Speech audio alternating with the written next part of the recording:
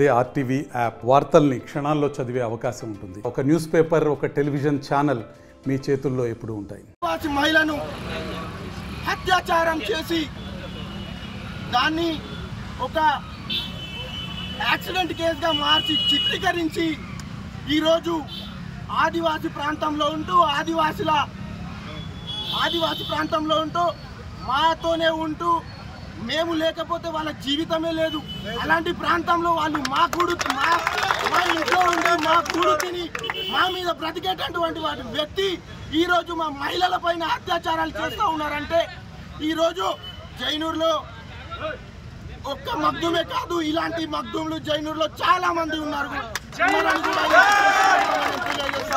ఇంతకుముందు మనోహర్ సార్ అన్నట్టు 20 సంవత్సరాల క్రితం తనకు భార్య ఉన్నా కూడా, భర్త ఉన్నా కూడా తనను లొంగ తీసుకొని తన భర్తను చంపేసి తనను తన ఇంటి మనిషిలో చేసుకొని తనను యూజ్ చేసుకుంటున్నాడు.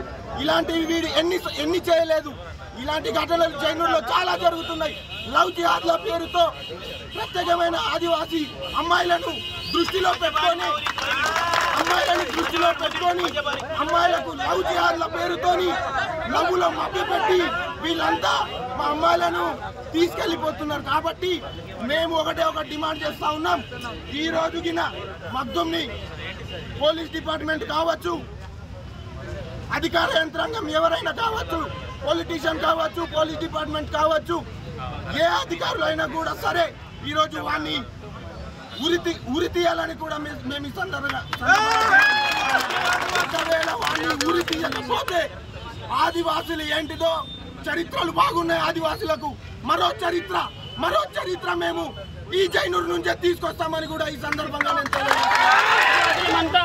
మా ఏజెన్సీ ప్రాంతంలో జరిగినటువంటి సంఘటన గురించి మాకు సరైన న్యాయం కావాలని ఇక్కడ జైనూరు మండల కేంద్రంలో కుంగంభీం చౌక్ వద్ద ధర్నా చేయడం ఏమంటే, మాకు మొన్న జరిగినటువంటి ఆదివాసీ మహిళపై ఒక మైనార్టీ ముస్లిం కమ్యూనిటీకి సంబంధించినటువంటి ఆ భార్గవ్ లంజా గారిది మగ్దుం గానికి ఉరి తీయాలని పెద్ద డిమాండ్తో ఇక్కడ మేము ధర్నా చేయడం జరుగుతున్నది. ఎందుకంటే అతను 20 సంవత్సరాల క్రితం ఒక ఆదివాసీ మహిళను భర్త ఉన్నప్పటికీ కూడా ఆమెను తన సొంత భార్యగా చేసుకొని మళ్ళీ ఇంకో మహిళను అనవసరంగా చేయడానికి ఇక్కడ ఎంతమంది ఆదివాసీ మహిళను తన బానిసలుగా చేసి భార్యలుగా చేయబోతున్నారా, లేకపోతే తన లొంగుబాటు చేసి ఇట్లా ఎంతమంది అమ్మాయిలను చెడగొట్టాలని ఉద్దేశంతో వీళ్ళు ఇట్లా చేస్తున్నారో అది తెలియదు. కాకపోతే ఇవాళ మనము మగ్దుం గానికి ఇష్టపడితే ఇక్కడ ఉన్నటువంటి ప్రతి ఒక్క ముస్లిం కూడా అదే దారి పాల్పడతారని మేము ఆవేదనతో ఇక్కడ ఈరోజు ధర్నా కఠినంగా నిర్వహిస్తున్నాము. లేకపోతే ఈ ప్రతి ఒక్క ముస్లిం మైనార్టీలకు ఇది అలవాటవుతున్నది.